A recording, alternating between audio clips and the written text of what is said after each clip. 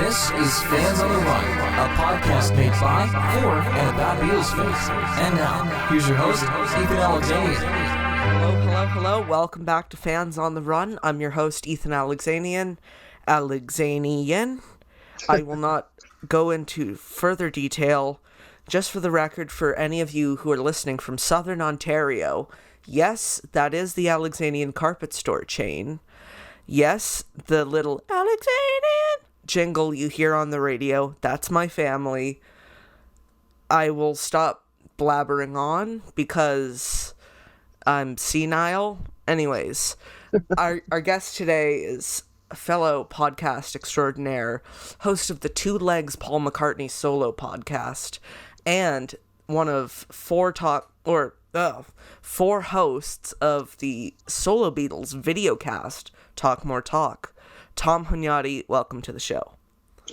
Thank you, Ethan Alexanian. I've been practicing the pronunciation so I make sure I get it right, so that way I don't get tongue lashing on your next episode that I pronounced it wrong. But hello, thank you for having me, and enjoy what you've been doing so far. Thank you. For the listeners at home, this is, I think, the fourth or fifth time we have tried to record this episode because technical difficulties are a bitch. They sure are. Technology is nice, but sometimes it just doesn't want to cooperate. No, sometimes I think, why am I even doing this? But I'm not going to get too existential. That's for my therapist, not for my podcast. So, Tom, how have you been holding up? I've been holding up just fine, thank you. In Arizona, fortunately, we haven't been hit as hard as some of the other states, especially on the East Coast, but we're doing fine and just enjoying some nice weather right now. I've never been to Arizona, but my mom has, and she said it was lovely, so... Oh, great. I'll take her word for it. Great. Maybe one day if we get a Beatles Fest out here, maybe you can fly on down and check it out. I'd love that. Anyways, enough about me. Even though I just asked about you.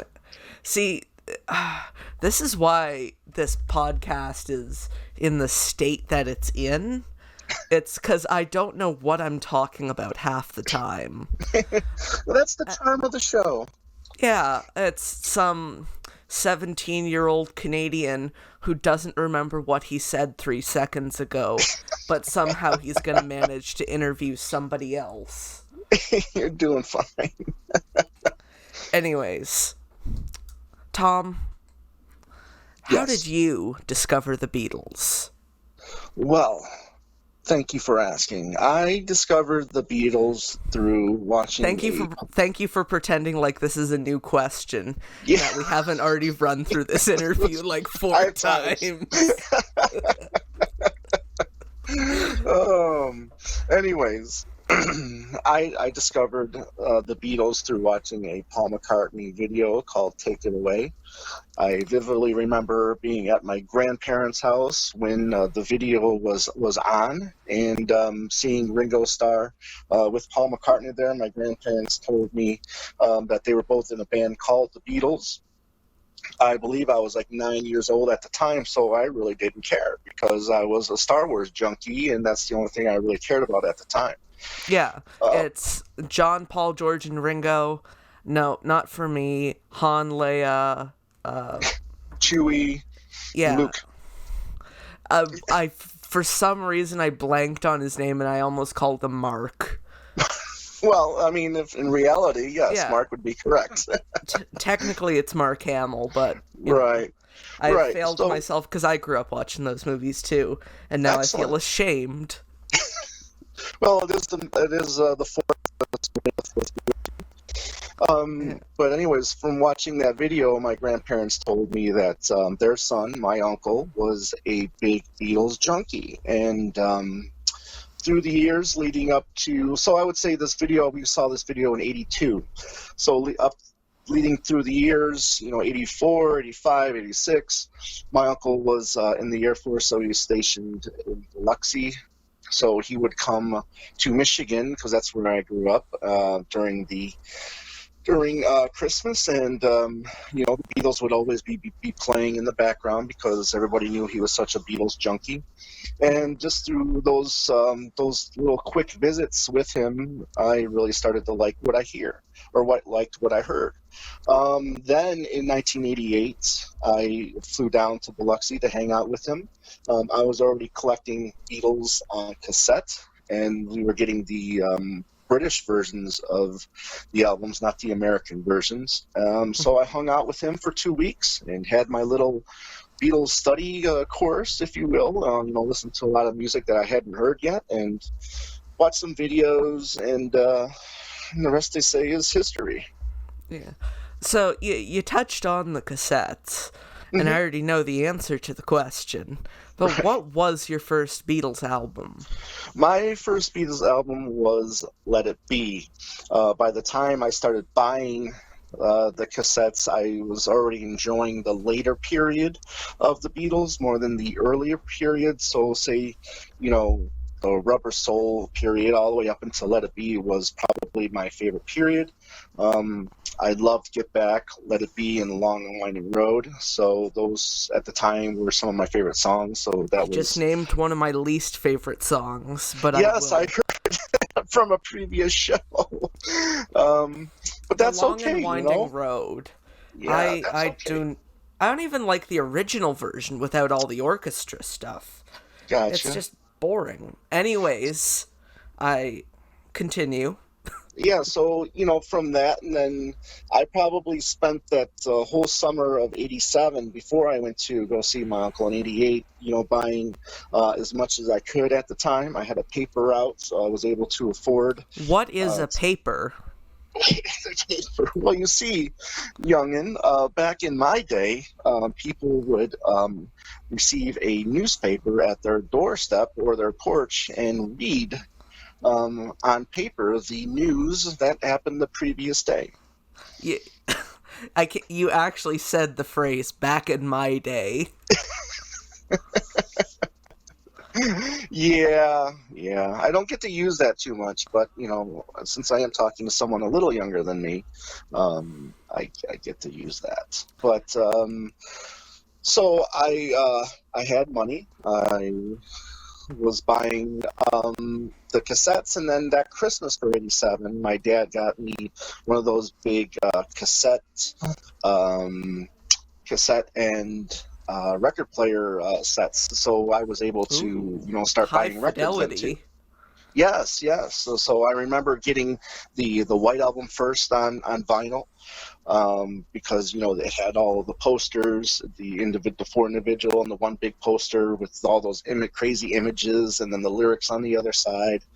So that was a great album to start with. Do you still have this original copy of the White Album? What's that? Do you still have this original copy of the White Album? I do not. I remember laminating the four individual posters at school, and I have no clue what's happened to it since.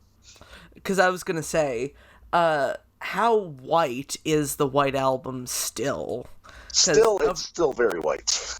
Yeah, because over time, I have a hard time finding any copies that aren't like the piss yellow album. The coffee stain album. Mm-hmm. Yeah.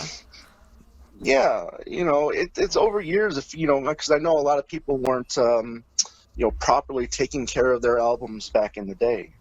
Yeah. So. Some people are stupid.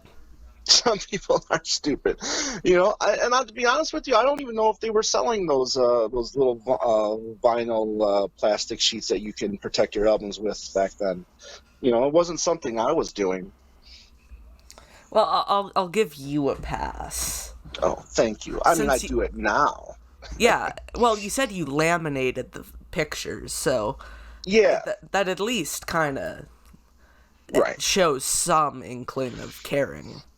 Right. Yeah. So, I remember, so then when I went to go visit my uncle, I remember there was only one album I didn't have at the time that I really wanted, and that was Abbey Road. So I went to, visit him, and, he said, he would take me to the mall and we'd find the album if they had it. So I had, also through those 2 weeks that I was there, I helped him put a fence up in his backyard. And so we had finally went to the mall after we did that, and he was rushing and I was rushing to see who could get it first. And obviously they only, with my luck, they only had one copy, so he grabbed it first. So I was really disappointed at the time. But the joke was on me, because after he paid for it, he gave it to me as a gift. So that was really nice of him to do. It would have been way funnier if he just kept it for himself. Yeah, it would have been funnier. And I'd probably still be bitter about it to this day. Yeah. Just like at every family reunion, just muttering under your breath. Exactly. Fucking Abbey Road. Yeah.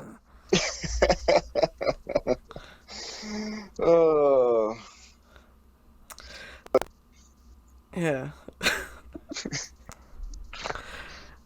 So what was your, when you were growing up, since everyone had one, what was your local record store like? Well, we had a local record store called Harmony House in Michigan. I don't know if it was a big nationwide chain, but I do know in Michigan there was plenty of them, and that's where I would buy most of my records in the early 90s, and then it was switched over to Best Buy, where I started getting more stuff. Yeah. Do you reckon it's still open? Best Buy? No. Harmony House. Harmony House? No, I think they're all closed now. I was going to say, next time I'm in Michigan, I'd try and find one. Yeah, but it's been, oh geez, I probably hadn't been to one in the 90s, and I haven't lived in Michigan since 2004, so I don't recall. So I've driven through Michigan a lot lately. You are not missing that much. Yeah. Believe me, every time I go back, I miss my family a lot, but I don't miss Michigan. I was in Auburn Hills, and there was that big arena, like the Palace of Auburn Hills. Oh, yeah. And as we were driving to get to our hotel, I could see like the cranes and the wrecking balls like tearing it down. Yeah, it's disappointing. I mean, it's not an old arena at all. I'm kind of really surprised that they're tearing it down. But I've seen a lot of concerts there. Saw Ringo Starr there. And Ringo Starr was big enough at one point to play yes, an arena. Believe it or not. I bet you he still could these days, but he just chooses not to. Right. So when I saw him the first time at the Palace, he had Jack Bruce from Cream, Todd Rundgren, and did he have from Procol Harum? Oh, okay. But he didn't have John Entwistle with him. No. Jack Bruce was playing bass for that tour. Oh, yeah. Well, sub out one iconic 60s bass player for another. Yeah, very true. You got the better end of the stick. When I saw him, the concert was like half Toto and Men at Work, and... Well, I didn't mind that one either, because I saw him last year as well, and I do love those Men at Work songs. Yeah, but it's not that's not what's written on the ticket. It's not Men at Work. It says Ringo Starr in big letters. Mm-hmm. And the All-Star Band in small. Right. Yeah. I have to keep pulling out my phone to check setlist.com to see, okay, when is he going to play a Ringo song? And it's like, okay, nope, I have to sit through 2 Toto songs and a Santana song. That's right. And a couple Men at Work songs. Oh, yeah. I didn't know Men at Work had more than 2 songs. Oh, yeah. I remember watching their videos in the early 80s. They had some great videos back in the day. Yeah. Just reminded me of my favorite thing. There's that band, Men Without Hats. If they went on tour with Men at Work, they would be Men Without Work. Very good. That just popped into my head. I don't think I'm original because I definitely stole that from somewhere. I just don't remember who. Well, we're doing, speaking of Talk More Talk, we're doing a show tonight. Smooth segue. Yeah. Well, we're doing a show tonight on the Ringo's TV special from 1978. And the Ogner Rats one. Yeah, the Ogner Rats. And then, during the show, they talk about him doing a tour. And I think that would have been a great time to see Ringo live in 78 because he probably would have just done all of his songs and not have any, buddy there to chime in with their own music. Yeah, because Ringo at that point was still... Well, I wouldn't say in his prime, but... still capable. Yeah, he still looked like how he did. So, correct. Yes. Yeah. This was after he had shaved all his hair. And yeah, his hair went came full back Sid after Barrett. that fun shave. Yeah, went full Sid Barrett. Mm-hmm. That must have been a fun night. When Ringo shaved all his hair?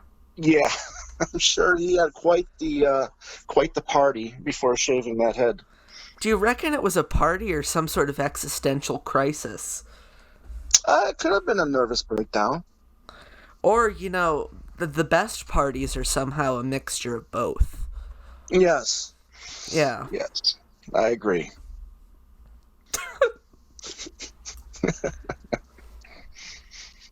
So, actually, I'm curious, how long have you been doing Talk More Talk? Oh, wow. We've been doing Talk More Talk for 2 years now, I want to say. Almost 2 years. I think a year and a half now, to be honest with you. That's a good question. And where can people find you, Tom? We can find Talk More Talk on YouTube and Podbean and iTunes and iHeartRadio. Ooh, iHeartRadio. Mm-hmm. Yeah, about a year and a half now we've been doing Talk More Talk. And it's been a lot of fun, doing the show with Kit and the two Kens and Joe Mayo for sure. Yeah. Hold on, is his name actually Joe Mayo? No, but that's we call him Joe Mayo for short, but his YouTube name is Mean Mr. Mayo. Mr. Mayo. Yeah. Oh yeah. I've been watching him since I was 9 or 10. Okay, cool. Yeah. I participate a lot in his YouTube live chats. I noticed that, yes. But under a pseudonym. Okay. So you're not under Ethan. Oh no, it's usually, well, I'm kind of giving it away, under the name Roger Moore's Eyebrows. And I think you did say what your name was or something like that once. Yeah, when I was trying to scout Joe to be a guest before I gave up and just went to Kit and asked, could you put me in touch with him? I'm sure Joe will be more than happy to do the show eventually. I'm 78% sure it's gonna happen. Like, okay. I've spoken to him. Well, not spoken, but I've messaged him. It's I think happening sometime this month. Cool. Well, I'll see what I can do about the other 22%. Ooh, that would be great. I'm gonna have to tune in to tonight's Talk More Talk just to see what the fuck gets said. It's like, hey kid, I said his name right. Well, I'll definitely be doing that during the plugging section. Oh yeah, and I'll be in the live chat cheering you on. Awesome. But with my luck, I'll probably screw it up then because I'll just feel the pressure. What Don't want to let you down, man. You won't let me down. It is very, very hard to let me down. My life is a disaster. Any success is a win. Like, Okay. yeah. Oh, One God. success coming up tonight. Yeah. Again, I have to keep reminding myself this is not my therapy session. Well, let's talk, Ethan. What's bothering you these days? Let's talk more talk, if Talk. you will. Speaking of plugging, you also host another you host another show. Yes.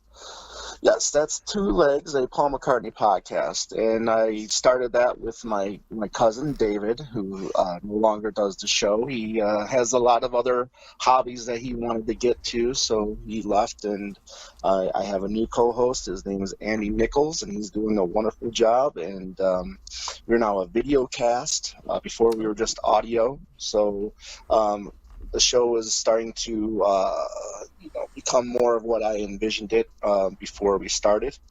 So I thank him very much for coming aboard and really having a lot of fun doing the show these days. It's a good show. It's a good podcast. I've listened to many an episode. Thank you very much. As you have mine, I assume. Yes, the Kid O'Toole show was quite humorous, and the Susan show was very good as well. Yeah, I think it was the Kid O'Toole episode caught the attention of Al Sussman, who reached out to me. Right. I'm interviewing him tomorrow as of when I'm recording this episode. Great. He noted my snarky sense of humor, which I'm like, thank you for noticing. So yeah, you'll have a good time with Al Sussman. You know, we've had him on the Two Leg Show a few years back, and he's great to talk to and a lot of fun. Oh, this is why I think this is like the lowest. This is like the bottom feeder Beatles podcast, because what just came to mind. It's like your show's called Two Legs. I thought of a potential guest you could try and get, like Heather Mills, but that would not be apt. The Two Legs name might be might be a little offensive to her in one way or a little on the prosthetic nose, if you will. Yeah. See, I mean, I can ask her, like, how's your one leg doing? Yeah. Although in the context of a normal interview, that would be a weird question. So, how's your one leg doing? I'm just imagining her on, like, whatever, like, The Tonight Show, and Jimmy Fallon's like, so, you got one leg, huh? That's a bummer.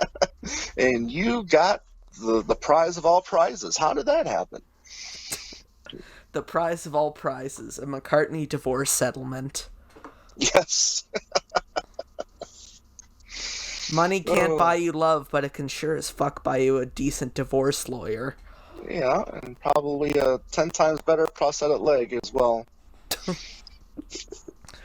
Anyways, let me steer this train wreck back on course.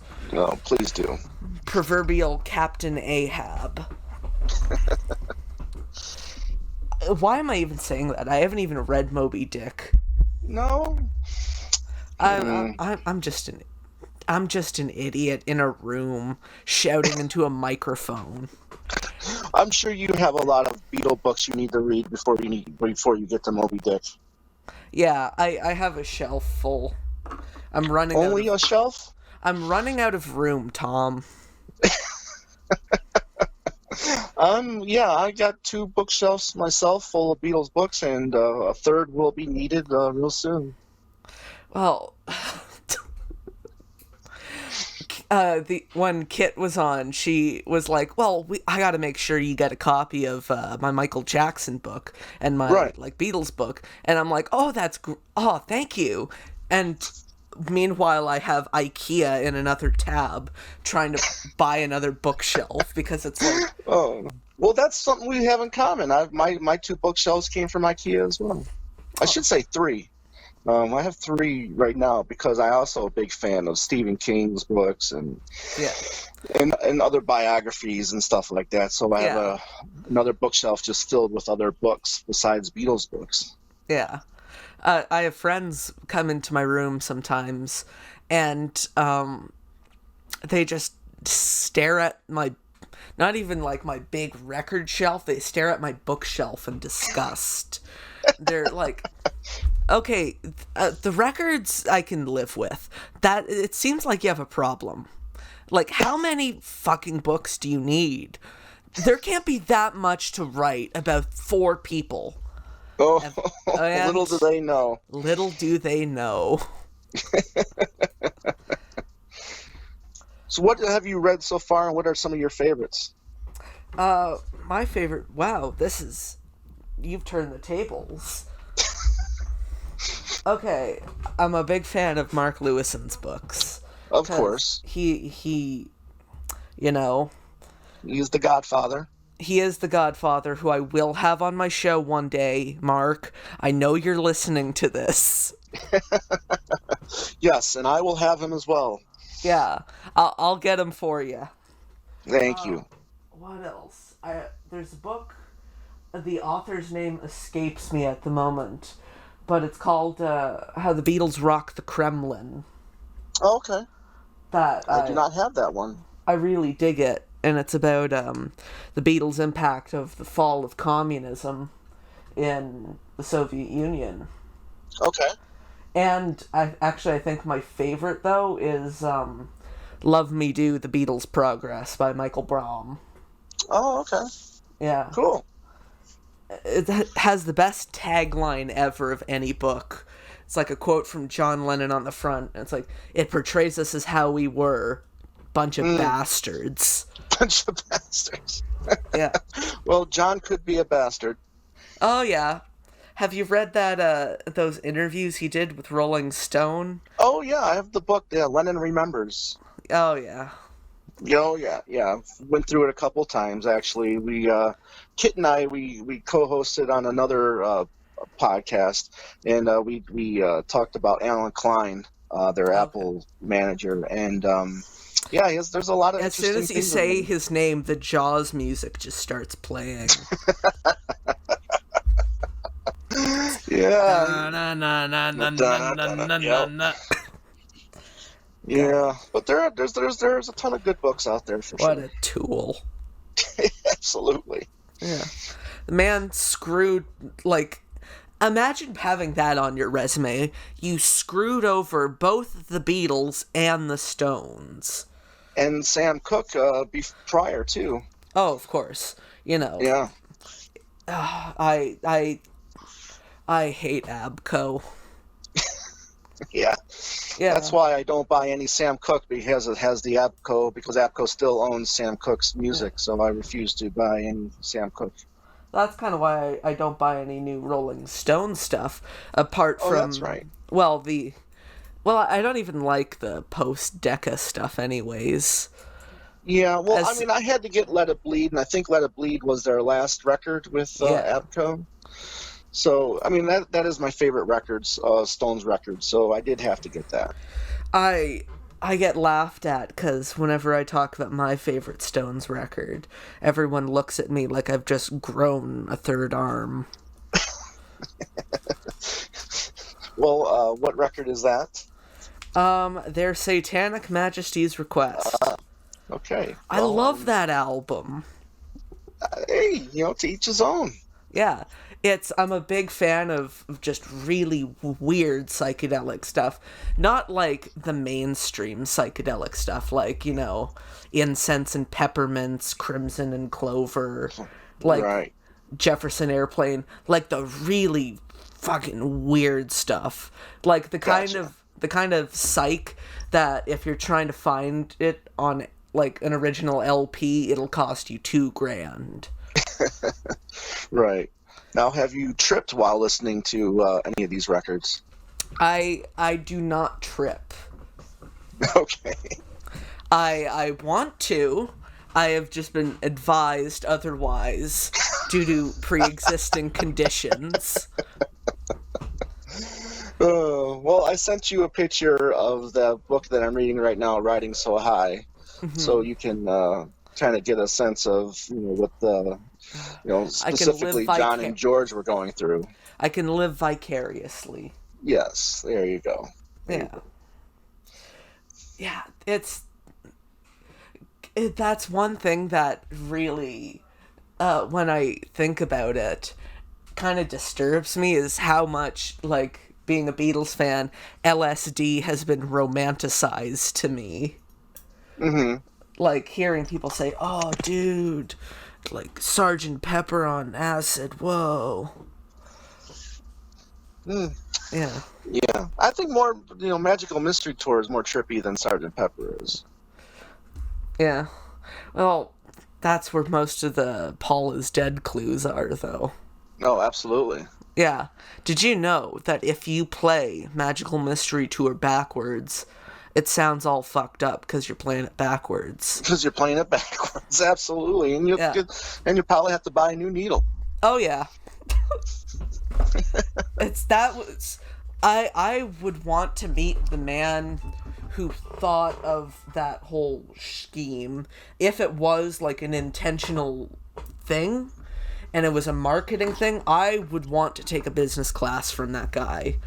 Right. Just selling the same albums over and over just so you can have people destroy them. Same thing with the Beatle burning. I bet you that was orchestrated. Right. Wasn't that just a great way to have everybody rebuy Beatles records? Yeah. Especially down in the South? Oh, yeah. I heard a quote from George Harrison saying that it didn't bother him too much because they had to keep buying them anyways. So they all went to number one. Oh, yes. Lennon was a marketing genius. Oh, yeah. I bet you Capitol Records had a hand in that somewhere. Oh, probably. Probably. Yeah. They had their fingers in so many pies. Mm-hmm. Anyways. A wild honey pie, probably, as well. Or flaming pie. Or honey pie. All right. What do the Beatles mean to you now? What do they mean to me now? Oh, they still mean the same as when I first discovered them. It just means it's how I feel when I listen to that music. The excitement I get, just the chills. I still get the goosebumps. I still enjoy it, even though I don't listen to them as much as I used to these days. I'm still just excited every time. Beatles song, I still listen to music on my iPod, so I'll hit shuffle, and, when a Beatles song comes on, I still just really get super excited when I hear those songs, and the power that it has over me. Like I said, it's just a great feeling knowing that this music is here for us to discover, and for... It's like a warm blanket. It is. It's a comfort. It's like comfort food. It's like coming back home. Right, it is. Because I have, gotten into other genres of music. I remember discovering jazz and opera, classical, and I got big into grunge when that first came out. But I had always found myself going back. To the Beatles music because I always feel comfortable. You could say you got back to where you once belonged. Once belonged, absolutely, and I'm proud of it. Oh yeah. Yes. Sometimes I go, like, I hate to say this now that I run a Beatles podcast. I try to listen to the Beatles, like, I actively go sometimes like weeks, maybe even a month without listening to the Beatles, just so they stay fresh. Yeah, and that's a good thing to do, especially because you don't want to get... I mean, there are going to be times where you do get burnt out on them from time to time, and that'll be understandable, But I don't want to ever think of a time where I could be sick of the Beatles. Right. Well, I don't know if that could happen, but yeah, burnouts will happen for sure. Yeah. Well, and the thing is with the Beatles, I'm still discovering like all of the Beatles stuff I only listen to well, I'm gonna let you in on a secret. This will probably get me ostracized from the Beatles community. Okay. I don't think I've listened to over half of Paul McCartney's albums in their entirety. Well, here's the thing. When I became a Beatles fan, I didn't spend any time at all with the solo stuff, really. And I was listening to the Beatles in the mid to late 80s when we were getting a lot of, Paul stuff, a lot of George stuff. So when I discovered the Beatles, it was just the Beatles, which I was listening to. So I spent a good solid, 3-4 years just listening to them. And then I started, venturing out. I think probably come, 88 is when I really started venturing out and listening to more of the solo stuff. Mm-hmm. So, you're not going to get put down. I mean, you're still young in your No, I'm going to get put down because of it. Because no one will put you down. I'll put myself down. I only listened to, what was it, Wonderwall music for the first time in its entirety a month or so ago. And I had the record for like 3 years. Okay, well, that's probably a good 15 years shorter than mine. Yeah. I hadn't listened to Wonderwall music until probably 5 years ago. I actually really like that album. It's not bad. There's a lot of great instrumentations in there, especially the I think it's Skiing with Eric Clapton on guitar on that one, I believe. Yeah. Oh, is that the one that's like... Yeah. Sounds like a Jimi Hendrix song. Yeah, and the cool thing about that record is none of those songs are actually played during the Wonderwall movie. Seriously? I haven't seen the movie, so... Yeah. That true? The movie's fine. It's fine. You might like it. Yeah. The songs aren't featured in the movie anywhere. Correct.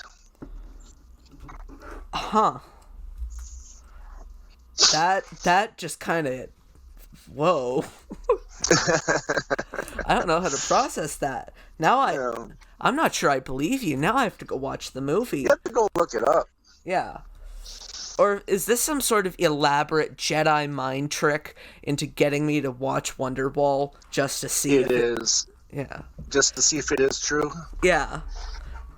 Sit through Wonderwall. There's some movies that you watch, and then there's some movies where you have to sit through them. Yes. Yeah. Yeah, especially like the early Ringo ones too, like Candy and The Magic Christian. I told Mark Lewison this, that my uncle, I just name dropped 2 people in it, and I haven't even started the story yet. So, anyways, I was talking to him at the fest, and we were talking about the Rupert and the Frog song, right? And Give My Regards to Broad Street came up, the movie. And I told him that my uncle, who was first guest on the show, go listen to that episode. It's great. I'm speaking unbiasedly. No, I'm not. Of course. But that was the only movie he's ever walked out of. Your uncle? Yeah. And he's like as big of a Beatles fan as I am. He walked out of Give My Regards to Broad Street. Ah. Did he ever finish watching it? No. So he has yet to finish watching what he hadn't seen. Yeah, and I don't plan on watching it either. So. Oh well, come on! The thing is what I believe is that you should still see it and form your own opinion on it. Just because someone tells you that they walked out of something doesn't mean you shouldn't still experience it yourself. Yeah, but I gotta continue the family tradition. Well, sometimes family tradition is overrated, my friend. Yeah, if I was really talking about family tradition, I'd be out selling carpets or some shit. You don't want to do that. No. I admire carpets. I guess it's part of my Armenian blood, but I don't know. Yes. Yeah. Well, listen, when the Give My Regards to Broad Street archive release comes out, I'm sure you'll watch it then. The sad thing is that will come one day. Oh, absolutely. Yeah. I believe it will. And everybody will be going, oh my God, I can't believe I'm spending all of this money to watch a movie that I do not like. $160 for a box set of Give My Regards to fucking Broad Street. Unless you want the super limited edition, which comes in the film canister that it was originally in, also bundled in with press to play. It's like, what was that Wings box set that came out like a couple years ago? That was like $1,000. Oh, well, that was the combo of Wildlife and Red Rose Speedway. Yeah. Yeah, and it had it had some live stuff from their university tour and I believe it was the Wings Over Europe tour. Yeah, but like $1,000? It wasn't $1,000 when it first came out. I don't believe. Maybe was it more like $600? I don't know. Yeah. Yeah, but I didn't get that one. Oh, I I went with the suitcase instead. Egypt Station suitcase. Egypt Station, the gift that keeps on giving. And I'll keep on getting it. The thing is, I didn't even bother getting myself the proper deluxe Egypt Station. Oh, okay. Like I didn't even spring for the one that's like the accordion fold. I just got the regular black vinyl one because I don't even like the album. Oh, you're not a fan? No. Oh, that's too bad. It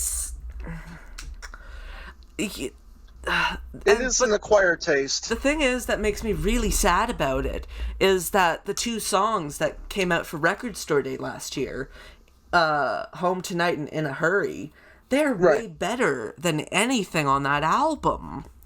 They're great songs. Like, they would have been a welcome. Why weren't they on the album? Yeah, 62nd Street and Frank Sinatra's Party were great songs too, from the Explorers edition. Mm-hmm. Those would have been a great addition as well to the album, I think. Yeah. I can't even find words. It's just yes. Well, as a collector, I love that album. First of all, and as a collector, I do find myself picking up, most of what comes out. And if that means 12 editions of Egypt Station comes out, then so be it. Yeah. That's just 11 too many copies of Egypt Station. Anyways, okay. What is your favorite memory involving the Beatles or a memory of being a Beatles fan? Okay. Well, besides, having all of this fun with the Beatles with my uncle, mm-hmm. I would say when I was at the White Album Symposium in New Jersey in 2018, and Mark Lewison coming up to me asking me about my Two Legs podcast. I about shit myself when he asked me. That was just a wonderful moment. And he knew who you were. Well, I had met him, yeah, but I don't know how he knew that I had a podcast called Two Legs. He just came up to me and asked me about it. So that was really cool. And meeting everybody. who I had interviewed in the past. The Alan Cozens and the Buskins, and and my co-hosts, Kid O'Toole and Ken Michaels and Kenneth Womack. Still haven't had a chance to meet Joe Mayo yet, but that will be at the next fest, I hope. Hopefully. I don't know when the next fest will be. Right, yeah, because we still don't know if the Chicago one's going to happen. Yeah. And they, announced the new dates for the New Jersey Fest for, the birthday weekend of John Lennon. So I still have my tickets for that. So I'm still hoping to make it, and that would be my first fest experience. So I'm kind of looking forward to it. Yeah, but unfortunately, Lady Rona is unpredictable. Yes. It is right now, and it's still going, and until then, we're just gonna have to continue to be cautious. Yeah, so stay home. Unlike me, wash your hands. Well, I'm a chef. I don't wash my hands. My hands are just full of flavor. So I got to keep. I got to keep the flavor on my hands. Jesus Christ. Did you really just say that? Well, sarcastically. In a pandemic. Listen, I wash my hands more in 1 hour than people do in 1 day. Yeah. But where would all the flavor go then? You hypocrite? Yeah, well, some people would probably take that comment too seriously. Yeah, I'll probably get a sternly worded email from some hypochondriac Beatles fan. Dear Sir Stroke Madam. But another fun time with the Beatles is when my uncle and I, we did that, if the Beatles never broke up CDs, we did, 70, 71, 72, and so on and so on. And that was a lot of fun doing that as well. I think that's kind of a rite of passage with any, person that you share the Beatles with. Exactly. It's like, hey, what if they never broke up? Yeah. All right. Yeah, seeing the Love Show was a lot of fun as well in Vegas. What's it like? I haven't seen it yet. Yeah, my wife took me for my 40th birthday, and that was a lot of fun. It was very emotional, actually. I was surprised how emotional I got while watching the show, but it was good. It was really good. I've seen pictures of the elaborate gift shop, and I think the gift shop is amazing. I feel like I would have had a heart attack. Oh, it's easy. It's so easy. So, as a chef, I for 5 years I worked at a catering company, and we did a lot of concerts in Las Vegas. So every time I had a chance, I would go to the Mirage, I think it was. Yeah. So I would go in there and go into the gift shop and find whatever was affordable, because they had a lot of expensive items in there. Oh, yeah. I think they have a base for sale that's autographed by all 4 Beatles. I don't remember seeing that, but I wouldn't be surprised if that's there. Yeah. Mm-hmm. All right. So you're a Beatles smarty pants. Well, maybe. What is your favorite weird piece of Beatles trivia? Well, mine is kind of has the solo careers involved with it as well. So mine is what 2 solo Beatles songs have the word "Sexy Sadie" in them? I wasn't. I don't know. Well, one would be "Devil Woman" from Ringo's Ringo album, and the other one is a song called Simply Shady from George Harrison's Dark Horse album. They both contain the lyric "Sexy Sadie." Well, with Ringo, I kind of expected it. His songs are all just self-references. Right. Especially what Postcards from Paradise, I think, was all that just... song. Yeah, it's like, let me take you down to Penny Lane. All you need is love. Help. I don't know. I can't bring myself to listen to new Ringo albums. Well, this last one, in our opinion, or in my opinion, was actually probably his strongest in years. You speak on behalf of the collective. Yes. I think that album was over. I think for the most part, a lot of fans agreed that it was one of his best albums. I did like the "Grow Old with Me" thing. The remake, yeah, that was nice. Although I thought the whole, like, "What's My Name" track was a little gimmicky. Yeah, I mean, but I'm sure you've seen him do that live, right? Yeah, "What's My Name?" Ringo! Ringo! Yeah. Yeah. So, and you know who that was written by, right? "What's My Name?" Yeah. Wasn't it Todd Rundgren did that? No, that was Colin Hay from Men at Work, your favorite band. Oh, fuck. Apologies to... What's his name? Colin! Apologies to Colin from Men at Work, if you're listening, and I know you are. Yep. Yeah. You'll get him on the show one day. One day. I'm gonna have everyone on the show.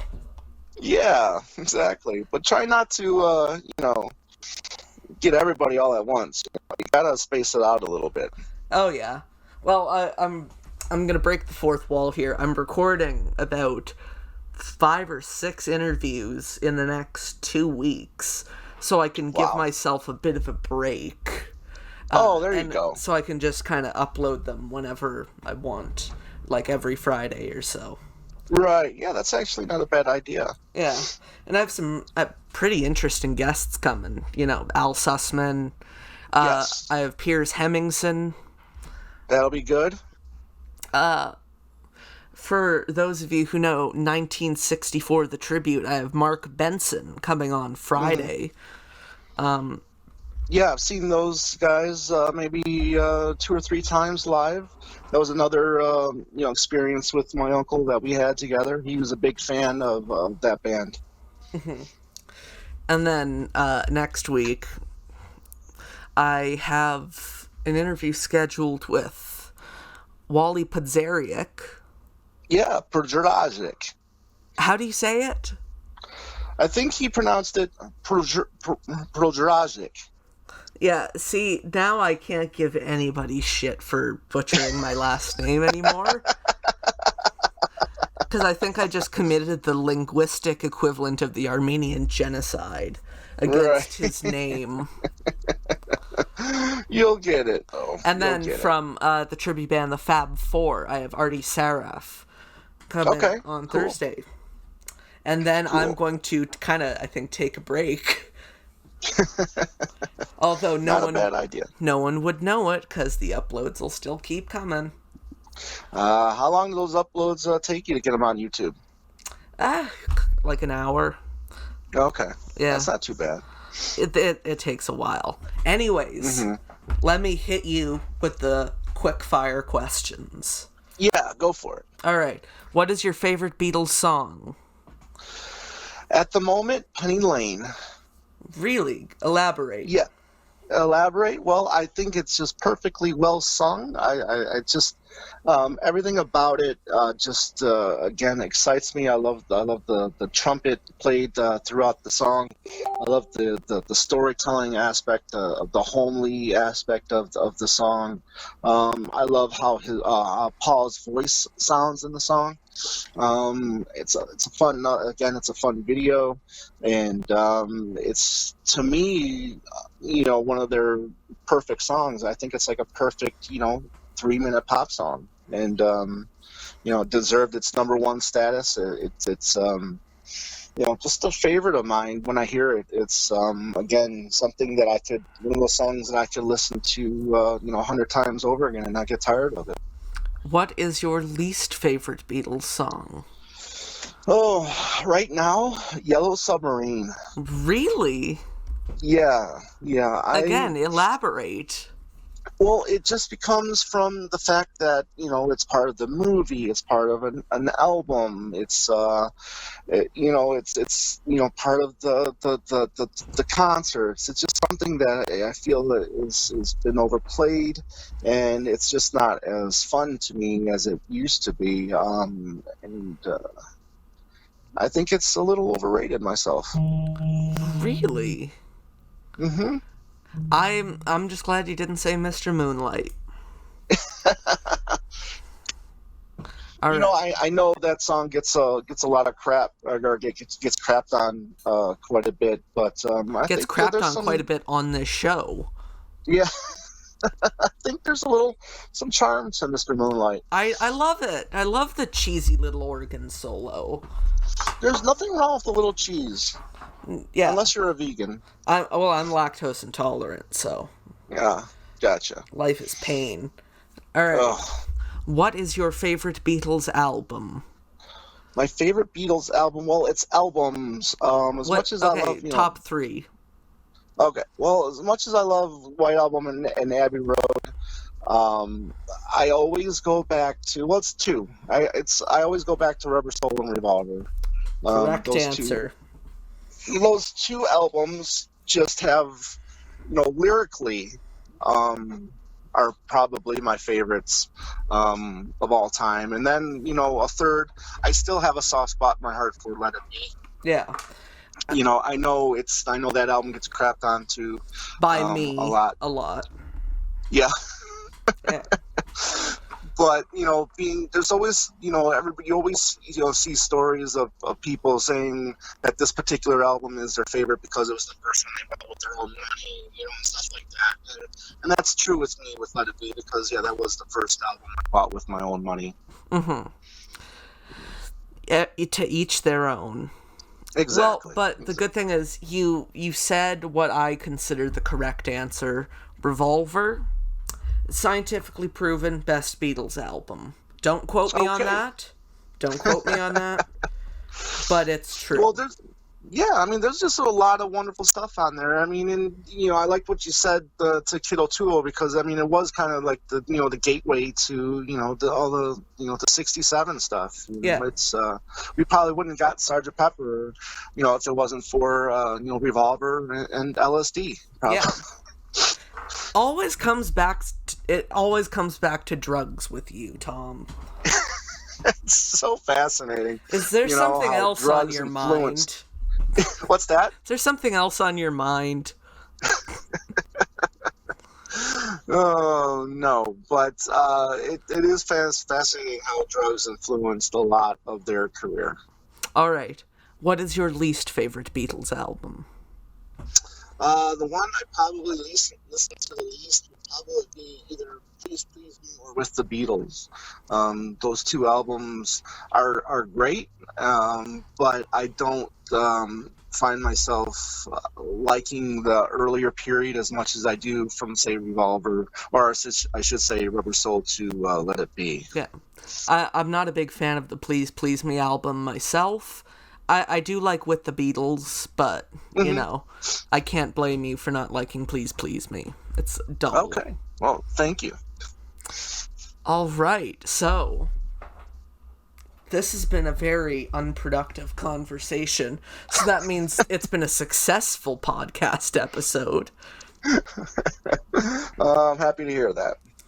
All right. Good luck later tonight with the other 4 or 5. Yes. How many? Yes. There are 4. There's hosts. 4, however. 4 asterisk 5.